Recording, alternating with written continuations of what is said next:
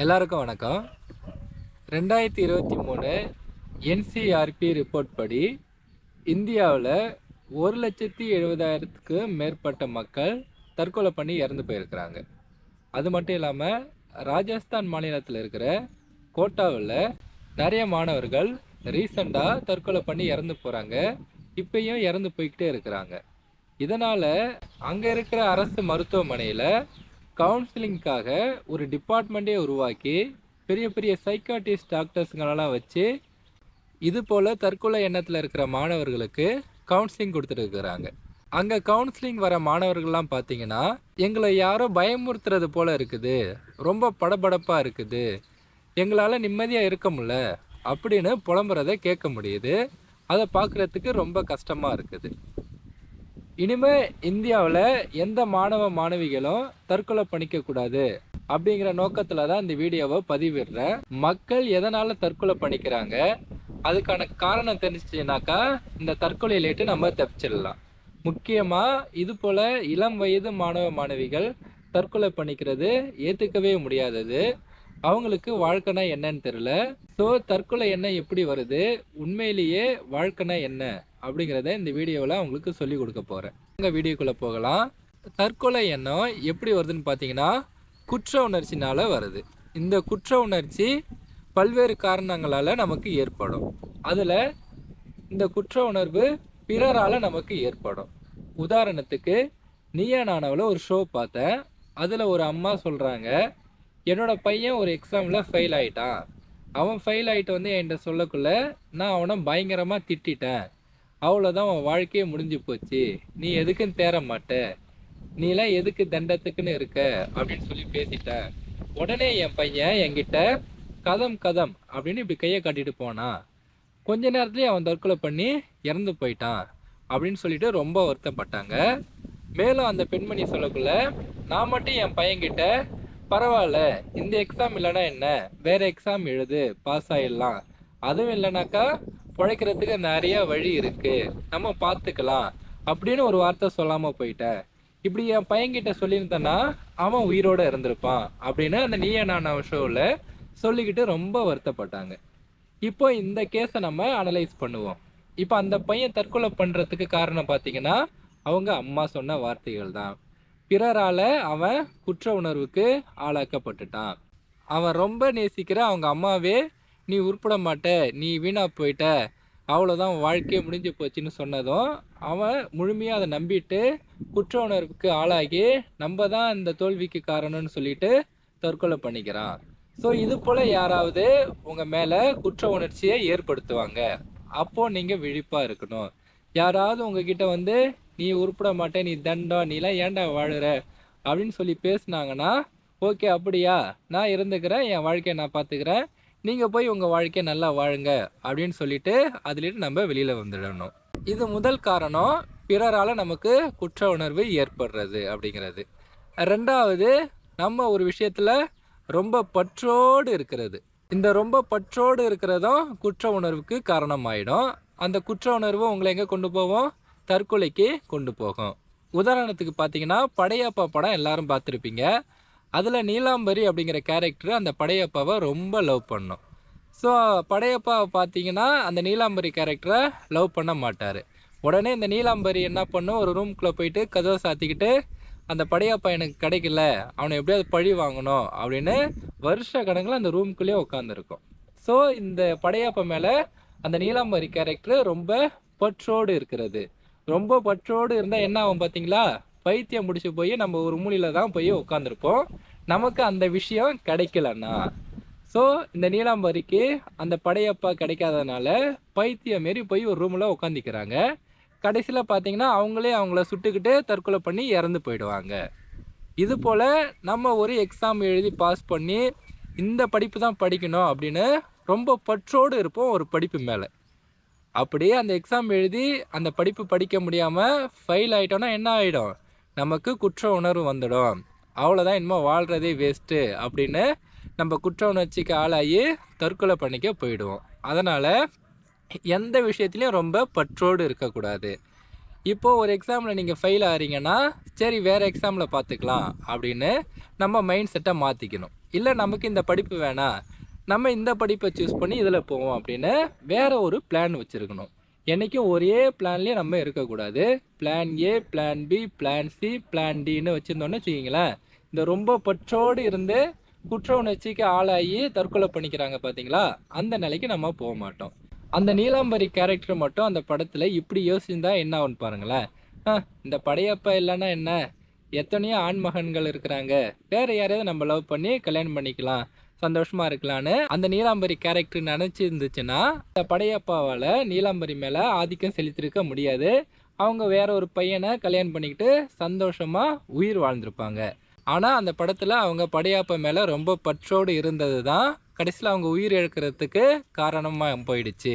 அதனால் அவங்க வாழ்க்கையில் இது இருந்தாலும் பரவாயில்ல, இல்லைனாலும் பரவாயில்லன்னு எந்த ஒரு விஷயத்துலையும் ரொம்ப பற்றோடு இல்லாமல் எல்லா விஷயத்தையும் இலகுவாக எடுத்துக்கிட்டு மூவ் பண்ணி போயிட்டு இருந்தீங்கன்னா நீங்கள் இந்த குற்ற உணர்வுக்கெல்லாம் ஆளாக மாட்டீங்க. ஓகே, அடுத்தது 3வது குற்ற உணர்ச்சி ஏற்படுறதுக்கான காரணம் பார்த்தீங்கன்னா, நடக்கிற எல்லா விஷயங்களுக்கும் நாம் தான் காரணம்னு நினைக்கிறது. அதாவது ஒரு விஷயத்தில் நம்ம தோற்று போயிட்டோம்னாக்கா அதுக்கு நாம் தான் காரணம் அப்படின்னு நினச்சிக்கிட்டு நம்ம மேலேயே பழிய போட்டு குற்ற உணர்ச்சிக்கு ஆளாகி தற்கொலை பண்ணிக்கிறது. உதாரணத்துக்கு பார்த்தீங்கன்னா, வினேஷ் போகத் அப்படிங்கிறவங்க இந்தியாவோட மல்யுத்த வீராங்கனை. அவங்க இப்போ ரீசெண்டாக நடந்த ஒலிம்பிக் போட்டியில் பங்கேற்று டிஸ்குவாலிஃபை ஆகிட்டாங்க. அவங்களுக்கு வெயிட்டு கொஞ்சம் கூடிடுச்சுன்னு சொல்லிட்டு இடையிலே டிஸ்குவாலிஃபை பண்ணிட்டாங்க. ஆனால் அந்த போட்டிக்கு முன்னாடி பார்த்தீங்கன்னு வச்சிங்களேன், அதாவது டிஸ்குவாலிஃபைடு ஆகிறதுக்கு முன்னாடி பார்த்தீங்கன்னா உலகத்தில் இருக்கிற நம்பர் 1 வீராங்கனைகள் எல்லாருமே சும்மா தட்டி தூக்கிட்டாங்க. அவங்களுக்கு இது போல் எடை கூடினதுக்கு காரணம் அவங்க கூட பயணித்த அந்த டாக்டர்ஸுங்க, பயிற்சியாளர்கள் ஒழுங்காக அவங்கள கவனிக்கல. இதுக்கு பின்னாடி பெரிய அரசியல் பின்புலம் இருக்குது, அவங்க தோக்கணும் அப்படின்னு சொல்லிட்டுன்னு நிறைய செய்திகளை நம்ம கேட்டிருப்போம். ஆனால் அந்த வினேஷ் போகத் டிஸ்குவாலிஃபைடு ஆகிட்டோம் அப்படின்னு நம்ம தான் தோற்று போயிட்டோன்னா அவங்க குற்ற உணர்ச்சிக்கு ஆளாகி தற்கொலை பண்ணிட்டாங்களா அப்படின்னு பார்த்தீங்கன்னா, அவங்க அப்படி குற்ற உணர்ச்சிக்கெல்லாம் ஆளாகி தற்கொலை பண்ணிக்கல. நம்மளோட தோல்விக்கு இது போல் அரசியல் தான் காரணம் அப்படிங்கிறத உணர்ந்து அதுலேட்டு மீண்டு எழுந்து வந்து அவங்க மாநிலத்திலேயே போட்டியிட்டு அரசியலை வின் பண்ணி ஒரு அரசியல் தலைவராக இருக்கிறாங்க.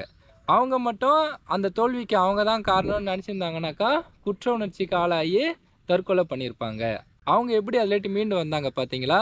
ஓகே, நம்ம தோற்றதுக்கு காரணம் நாம் கிடையாது, நம்மளை சுற்றி இருக்கிற அந்த சூழ்நிலைகள் நம்மளை தோற்கடிக்கணும்னு நினச்சதுனால தான் நம்ம தோற்று போயிருக்கோன்னு அவங்க மனதை அமைதிப்படுத்திக்கிட்டு அதுலேட்டு மீண்டு வந்து அரசியலில் வெற்றி பெற்று இப்போ ஒரு நல்ல இடத்துல இருக்கிறாங்க. இது போல் மாணவர்கள் இந்த எக்ஸாமில் தோற்று போயிட்டாங்கன்னா நம்ம சரியாக படிக்காததுனால தான் நம்ம தோற்று போயிட்டோம் அப்படின்னு அவங்க மேலேயே அவங்க பழிய போட்டுக்கிறாங்க. ஒருவேளை அந்த கொஸ்டின் பேப்பர் எடுத்தவங்க இவங்க பாஸே ஆகக்கூடாது, ஃபெயிலு தான் ஆகணும்னு ரொம்ப கஷ்டமாக கேட்டிருந்தா அது அந்த மாணவரோட தப்பா? அந்த மாணவரோட தப்பே கிடையாது. அவர் நல்ல முறையில் தான் படிச்சிருக்கிறாரு. இது அந்த கேள்வி கேட்டவங்களோட தப்பு.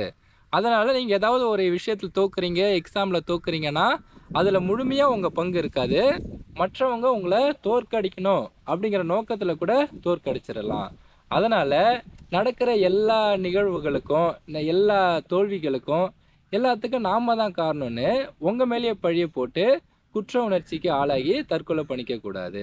ஸோ இப்போ சொன்ன அந்த 3 காரணங்களையும் பார்த்தீங்கன்னா உங்களை குற்ற உணர்ச்சிக்கு உட்படுத்தும்.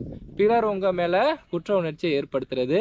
2வது, நீங்கள் ஒரு விஷயத்தில் ரொம்ப பற்றோடு இருக்கிறது. 3வது, நடக்கிற எல்லா செயல்களுக்கும் எல்லா தோல்விகளுக்கும் நீங்கள் தான் காரணம்னு உங்கள் மேலேயே பழிய போட்டுக்கிறது. ஸோ இந்த காரணங்களால் உங்களுக்கு குற்ற உணர்வு ஏற்படும். இதில் நீங்கள் கேர்ஃபுல்லாக இருந்து இந்த குற்ற உணர்வுலேட்டு தப்பிச்சிட்டிங்கன்னா தற்கொலைக்கு போக மாட்டீங்க. அதனால் இதில் விழிப்போடு இருங்க. அடுத்து சமூகத்தில் ஸ்டேட்டஸ் ரேஸ் அப்படின்னு ஒன்று போயிட்டு இருக்குது. நான் ஃபஸ்ட்டுலேயே ஒரு உதாரணம் சொன்னேன். ஒரு பையனை அவங்க அம்மா திட்டினதுனால தற்கொலை பண்ணி இறந்து போயிட்டான் எக்ஸாமில் தோற்றதுனாலன்னு சொன்னான் இல்லையா? அதுக்கு காரணம் ஸ்டேட்டஸ் ரேஸ் தான். இப்போ நம்ம சமூகமே அதில் தான் போய்கிட்டு இருக்குது. அந்த ஸ்டேட்டஸ் ரேஸில் நீங்கள் விழிப்போடு இருக்கணும். ஸ்டேட்டஸ் ரேஸ்னால் என்னன்னா, அடுத்தவங்கள பார்த்து வாழ்கிறது. அவங்கள விட நான் பெரிய படிப்பு படிக்கணும், அதிக அளவு பணம் வச்சுருக்கணும், பெரிய வீடு கட்டணும் அப்படின்னு சொல்லிட்டு அடுத்தவங்கள பார்த்து அவங்கள விட முன்னேறி போயிட்டே இருக்கணும்னு நம்ம வாழ்ந்துட்டு இருக்கோம் பார்த்தீங்களா? ஸோ இதுதான் ஸ்டேட்டஸ் ரேஸ். என்றைக்குமே அடுத்தவங்கள பார்க்கக்கூடாது, நமக்கு என்ன திறமை இருக்குதோ, நமக்கு என்ன வருதோ அதில் நம்ம கோலை ஃபிக்ஸ் பண்ணி அதை நோக்கி பயணிக்கணும். அதில் வர லாபத்தை பார்த்துக்கிட்டு நம்ம சந்தோஷமாக வாழணும். ஏன்னா எனக்கு அப்படி இல்லையே, இவனை மாரி இல்லையே, அவனை மாரி இல்லையேன்னு பார்த்தோன்னாக்கா அந்த ஸ்டேட்டஸ் ரேஸில் மாட்டிப்போம். இப்போ அந்த அம்மா அந்த பையனை திட்டினதுக்கான காரணம் பார்த்தீங்கன்னா, அவங்க ஒரு படிப்பு சொல்லியிருப்பாங்க. அது சமூகத்தில் ஹை ஸ்டேட்டஸான படிப்பாக இருந்திருக்கும். அதை அந்த பையனால் படிச்சிருக்க முடியாது. அதில் தோற்று போயிட்டதுனால ஸ்டேட்டஸில் குறைஞ்சாச்சு இல்லையா? ஸோ அதனால் அந்த அம்மா அந்த பையனை திட்டியிருக்காங்க. அந்த ஸ்டேட்டஸ் ரேஸில் மாட்டிக்கிட்டாங்க. கடைசியில் அந்த பையன் இறந்ததுக்கு அப்புறம் தான் அந்த அம்மாவுக்கு தெரியுது, நம்ம ஏன் இதுக்கு போய் திட்டணும்? இந்த படிப்பு இல்லைன்னா எத்தனையோ படிப்பு இருக்குது, படிச்சிருக்கலாம். எத்தனையோ வேலைகள் இருக்குது, செஞ்சு வாழ்க்கையில் பொழைச்சிருக்கலாமே. நம்ம ஏன் அதுக்கு அவசரப்பட்டு பையனை திட்டணும்னு அந்த பையன் இறந்ததுக்கு அப்புறம் அந்த அம்மா பயங்கரமாக ஃபீல் பண்ணாங்க. அவங்களையே அறியாமல் அவங்க எதில் மாட்டிக்கிட்டாங்க? அந்த ஸ்டேட்டஸ் ரேஸில் மாட்டிக்கிட்டாங்க. ஸோ இந்த ஸ்டேட்டஸ் ரேஸில் நீங்கள் மாட்டாமல், அடுத்தவங்கள பார்க்காம, உங்களுக்கு என்ன வருதோ, உங்களுக்கு என்ன திறமை இருக்குதோ அதில் உங்கள் கோலை ஃபிக்ஸ் பண்ணி அதில் போயிட்டு இருங்க. அதில் தோல்வி வந்துச்சுன்னா அதுலேட்டு எப்படி மீண்டு வர்றதுன்னு யோசித்து வேற ஒரு கோலை செட் பண்ணி உங்கள் வாழ்க்கையில் மூவ் ஆன் பண்ணிக்கிட்டே இருக்கணும். அடுத்தவங்களை பார்த்து நீங்கள் வாழக்கூடாது. இப்போ நான் சொன்ன கருத்துக்கள் எல்லாத்தையும் நீங்கள் அனலைஸ் பண்ணி பார்த்தீங்கன்னா உங்கள் வாழ்க்கையில் உங்களுக்கு குற்ற உணர்ச்சியே வராது. உங்களுக்கு குற்ற உணர்ச்சியே வரலன்னா தற்கொலைக்கும் நீங்கள் போக மாட்டீங்க. பீஸ்ஃபுல்லாக உங்கள் லைஃப்பை நீங்கள் வாழ்வீங்க. சரி, இந்த மாணவ மாணவிகள் நிறைய பேர் தற்கொலை பண்ணி சாவுறாங்க இல்லையா? அவங்களுக்கு உண்மையிலே வாழ்க்கைனா என்னன்னு தெரியல.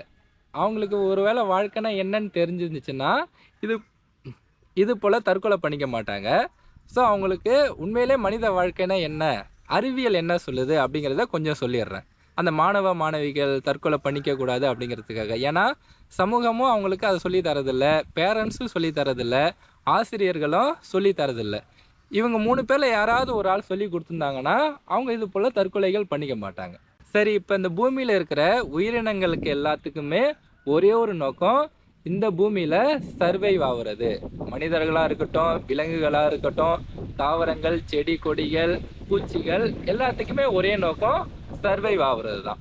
சரி, இந்த மனிதர்கள் எப்படி சர்வைவ் ஆகுறாங்க? வேட்டையாடி சர்வைவ் ஆகுறாங்க. சில பேர் மீன் பிடிச்சி சாப்பிட்டு சர்வைவ் ஆகுறாங்க. சில பேர் விவசாயம் பண்ணி சர்வைவ் ஆகுறாங்க.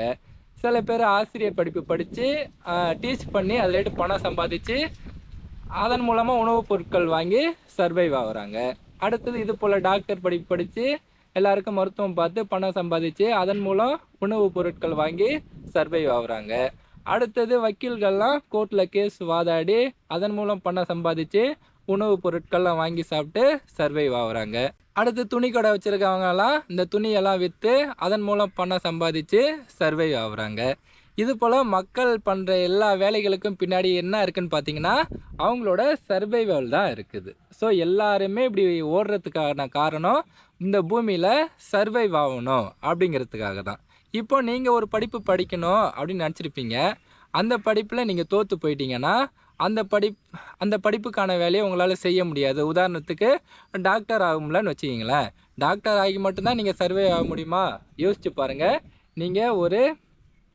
நீங்கள் ஒரு டீச்சர் ஆகலாம், நீங்கள் ஒரு வக்கீல் ஆகலாம், நீங்கள் ஒரு நீதிபதி ஆகலாம்.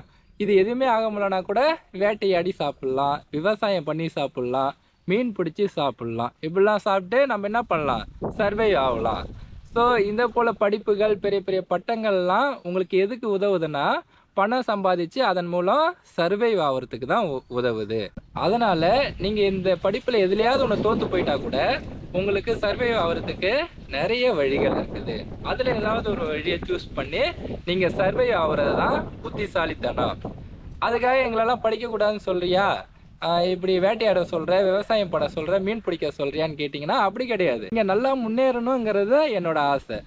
ஒருவேளை அதில் தோல்வி அடையும் போது அதில் தோண்டு போய் மன உளைச்சலாகி குற்ற உணர்வுக்கு ஆளாகி இறந்து போகாதீங்க அப்படிங்கிறது தான் நான் சொல்கிறேன். ஏன்னா இந்த உலகத்தில் பிழைக்கிறதுக்கு நிறைய வழி இருக்குது அப்படிங்கிறது தான் இப்போ நான் உங்கள்கிட்ட விளக்கிக்கிட்டு இருக்கிறேன்.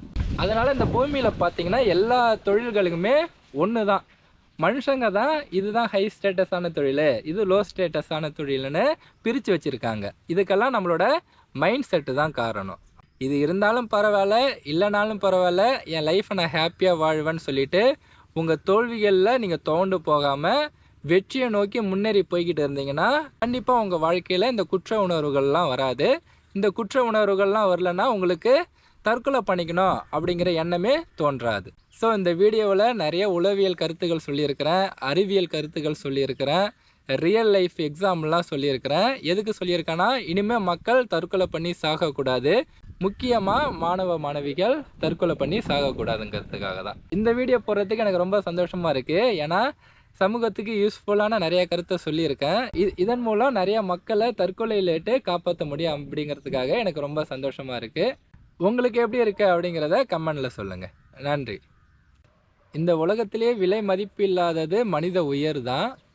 இதை பற்றி நம்ம சேனலில் நான் பேசியிருக்கிறேன். நம்ம சேனலோட ஃபஸ்ட்டு வீடியோவே இந்த ஸ்டூடெண்ட்ஸ் தற்கொலை பண்ணிக்கிறாங்க பார்த்தீங்களா, அதை எதிர்த்து தான் பேசியிருக்கிறேன்.